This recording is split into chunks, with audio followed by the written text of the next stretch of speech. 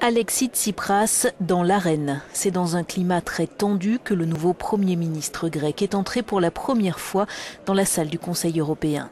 Au lendemain d'un Eurogroupe qui n'a fait qu'acter les désaccords entre le gouvernement et ses partenaires de la zone euro. Je suis convaincu que tous ensemble, nous pouvons trouver une solution viable pour soigner les blessures causées par l'austérité, pour faire face à la crise humanitaire dans l'Union européenne et pour ramener l'Europe sur la voie de la croissance et de la cohésion sociale, a-t-il déclaré à son arrivée à Bruxelles.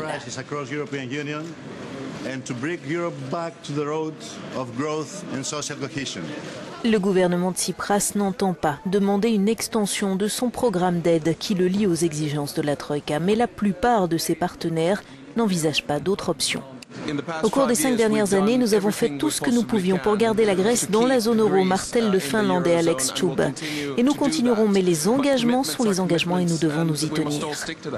Pour ce spécialiste des affaires européennes, l'urgence, c'est de trouver un accord de transition qui permettrait à la Grèce de se financer au-delà du 28 février. Ils arriveront à un compromis. Il pourrait y en avoir un dès lundi, commente Yannis Emmanouilidis. Mais ce ne sera pas le compromis final parce que beaucoup de choses doivent être résolues. Il faut gagner du temps pour pouvoir discuter de tous les aspects techniques et cette période de transition durera sans doute jusqu'à la période estivale. Lundi aura lieu en effet une nouvelle réunion des ministres des Finances de la zone euro et c'est dans ce cadre que la question grecque doit être débattue, a prévenu le président du Conseil européen.